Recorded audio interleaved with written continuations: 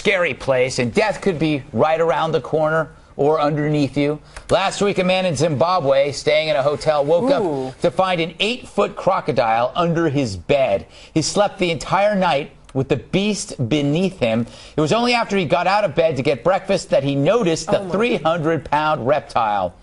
Well, few were more startled by the story than Red Eye's frightened correspondent, Joe Mackey. Joe's agreed to talk to us about it and other stories that scare him. So, Joe, what's the latest on the crocodile situation? Has he been captured, or is he still at large?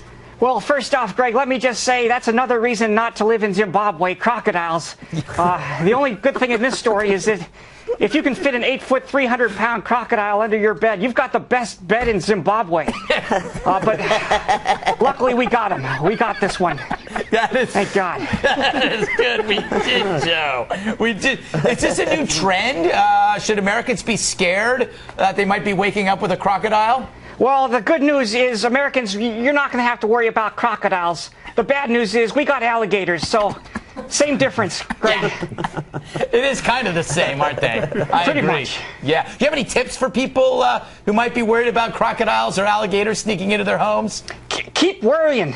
That is a good thing to worry about. People who worry about crocodiles are smart. People say crocodiles, normally attack things lower to the ground like dogs and children. That's the best thing you can say about crocodiles, is that they'll probably attack a child first. That is a very scary point. You have frightened us. All right, I want to talk about another story you've been working on. NASA says there's 13,000 pieces of man-made space garbage orbiting the Earth, right, at 17,000 miles per hour, and this stuff could fall back to Earth at any moment. Now, this is pretty alarming that we've polluted space, I think. What do you think? I'm no environmentalist, but that's pretty bad. I mean, you know how big space is? Big. It's pretty big. I mean, I don't know the science behind it, but yeah, it's big. I mean, we're far from the sun. That's a good thing, because it's a ball of fusion. We'd burn. Yes, that's true. That is true. How did this happen, and why can't anyone stop this? Well, spaceships go bad, Greg. That's why NASA doesn't have any, and the typical human nature is to worry about a problem after it's started.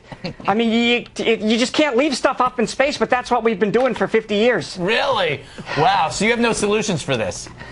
I have no idea what we should do. I mean, stay inside, maybe. Stay inside would be a good thing. With the space junk and crocodiles, there's no solution. There is no solution to this. What kind of debris are we talking about? Well, I mean, we've even got old space telescopes like the Kepler, the Planet Hunter, just went bad. Our Kepler Planet Hunter Space Telescope no longer works. We can't hunt planets, and we could get hit by space junk. Wow.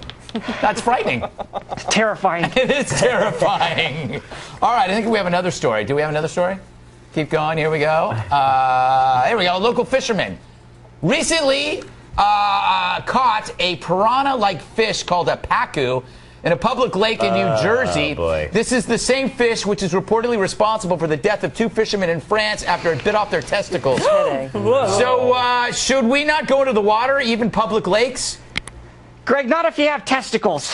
I mean, if we don't stop this, we're going to see women-only lakes. Yes. I mean, it's going to be a women's world. Hillary in 16, it's... I don't know what to say. We're in trouble. Might happen. What do you have any advice? Well, if a fish bites your testicles, don't just swim there. Do something. Like punch the fish. I don't know.